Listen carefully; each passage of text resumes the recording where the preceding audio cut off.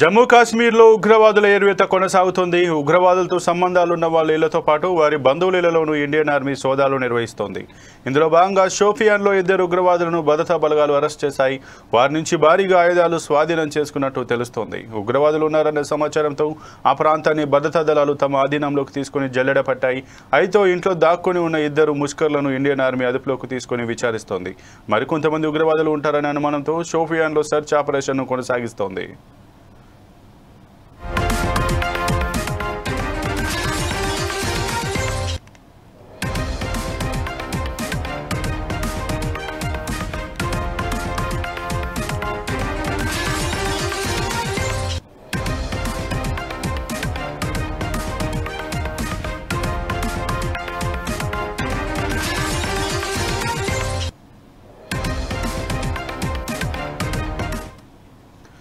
జమ్మూ కాశ్మీర్లో ఉగ్రవాదుల ఏరువేత కొనసాగుతుంది. ఉగ్రవాదులతో సంబంధాలు ఉన్న వాళ్ళ ఇళ్లతో పాటు వారి బంధువులలోనూ ఇండియన్ ఆర్మీ సోదాలు నిర్వహిస్తోంది. ఇందులో భాగంగా షోపియాన్లో 2 ఉగ్రవాదులను భద్రతా బలగాలు అరెస్ట్ చేశాయి.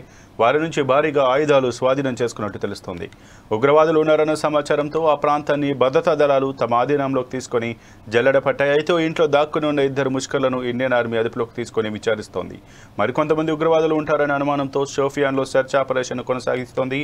ఇక జమ్మూ కాశ్మీర్లోనే కాకుండా దేశంలో కూడా ఉగ్రవాదులతో సంబంధాలు ఉన్న వారిని, అలాగే ఉగ్రవాదులకు సానుభూతి స్థావరాలకు సంబంధించినటువంటి సానుభూతి పరులను కూడా ఏరువేసే లక్ష్యంగానైతే భారత ఆర్మీ కావచ్చు, భారత నిఘా వర్గాలు కూడా పనిచేస్తున్నట్టుగా తెలుస్తుంది. ముఖ్యంగా భారత ఆది నుంచి కూడా ఉగ్రవాదం పైన ఉక్కుపాదం మోపాలనే లక్ష్యంతో అయితే ఆ ఉగ్రవాద ఏరువేతే లక్ష్యంగానైతే తమ యొక్క ఆపరేషన్ అయితే కొనసాగిస్తూ వస్తుంది. అందులో ఆపరేషన్ సింధూర్ కావచ్చు, అంతకుముందు సర్జికల్ స్ట్రైక్ కావచ్చు, ఇప్పుడు భారతదేశంలో ఉన్నటువంటి స్లీపర్ సెల్స్ కావచ్చు, లేదంటే ఎవరైతే డబ్బులకు అమ్ముడిపోయి కానీ, ఏదైతే ఐసిస్ సానుభూతి పరులు కానీ, ఏదంటే రీసెంట్గా చూసాం హర్యానాకు సంబంధించినటువంటి ఒక స్టూడెంట్, అలాగే ఒక యూట్యూబర్ కూడా ఏదైతే ఉగ్ర కార్యకలాపాలు, అలాగే పాకిస్తాన్తో సత్సంబంధాలు నెలకొల్పుకుంటూ ఆపరేషన్ సింధూర్కు సంబంధించి కావచ్చు, భారత్లో ఉన్నటువంటి సెన్సిటివ్ ఏరియాస్ గురించి సంబంధించినటువంటి కీ సమాచారాన్ని కూడా అక్కడ చేరవేసినటువంటి వారి అంశాలను కూడా మనం చూసాం.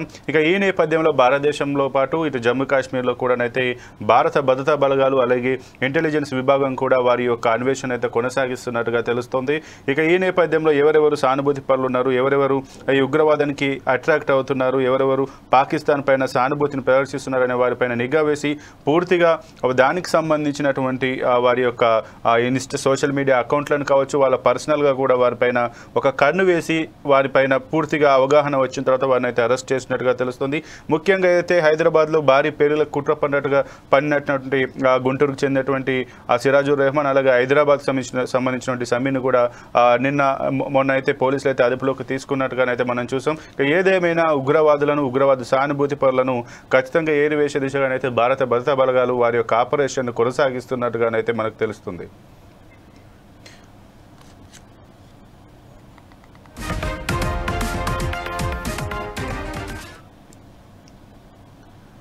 ఇక ఇదే అంశానికి సంబంధించి మరింత సమాచారం మా ఇన్పుట్ ఎడిటర్ శ్రీనివాస్ అందిస్తారు. శ్రీనివాస్, చెప్పండి, ఏదైతే జమ్మూ కాశ్మీర్లో ఉగ్రవాద ఏరువేత లక్ష్యంగా షోపియాన్లోనైతే భారత భద్రతా బలగాలు జల్లెడ పడుతున్నట్టుగా 2 ముష్కర్లు అయితే అందుబాటులోకి వచ్చినట్టుగా తెలుస్తుంది. దేని గురించి మీ దగ్గర ఉన్నటువంటి పూర్తి సమాచారం ఏంటి?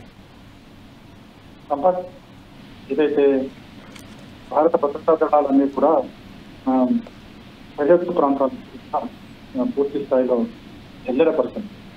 పహల్గాం దాడి తర్వాత ఉగ్రవాదం కార్యక్రమానికి భారత ప్రభుత్వం సైనికులకి, రక్షణ దళాలకి పూర్తి స్వేచ్ఛనిచ్చింది.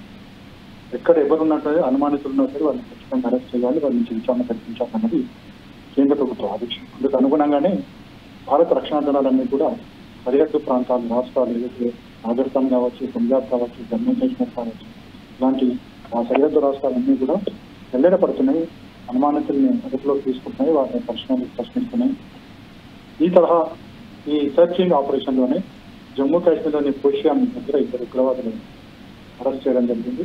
వాళ్ళు గత కొంతకాలంగా కూడా ఇక్కడ నుండి భారత ప్రభుత్వానికి సంబంధించిన రహస్య సమాచారం చేరవేయడమే కాకుండా ఇక్కడ దాడులకు సంబంధించిన స్కెచ్ కూడా వాళ్ళు చేస్తున్నట్టు కూడా వాళ్ళ పోలీసులకు సమాచారం అందించింది. సో దాంతో వాళ్ళని వెంటనే అరెస్ట్ చేయడం జరిగింది. వాళ్ళ నుంచి భారీ ఎత్తున ఆయుధాలు కూడా స్వాధీనం చేసుకున్నారు. సో మొత్తానికైతే ఈ పొజిషన్ దగ్గర 2 ఉగ్రవాదులు ఉన్నారు, ఇంకెవరన్నా ఉన్నారు అనేది కూడా ఇంకా సర్చ్ ఆపరేషన్ అయితే కొనసాగుతుంది. ఎందుకంటే ఖచ్చితంగా ఈసారి ఉగ్రవాదుల విషయంలో భారత్ చాలా సీరియస్ గా ఉంది. సో అవసరం అనుకుంటే కనుక ఇంతటి దూరమైనా వెళ్ళడానికి సిద్ధపడే ఉంది. అందుకు ఉదాహరణ మనకి సింధూర్ ఆపరేషన్ సింధూరే ఒక ఉదాహరణగా తీసుకోవచ్చు. అంత ముందు జరిగిన కార్గిల్ ఆపరేషన్ తీసుకోవచ్చు, లేకపోతే సర్జికల్ స్ట్రైక్ తీసుకోవచ్చు, అదేవిధంగా మన బాలాకోట్ స్ట్రైక్ తీసుకోవచ్చు. ఇవన్నీ కూడా ఉగ్రవాదుల విషయంలో భారత్ ఇక సీరియస్ గానే ఉండబోతుంది. ఏ దేశం యొక్క మాట కూడా వినబడదు. చివరికి అమెరికా చెప్పిన కూడా వినే పరిస్థితి లేదు అనేది ఇక్కడ స్పష్టంగా ప్రధానమంత్రి మోడీ కూడా స్పష్టం చేసింది.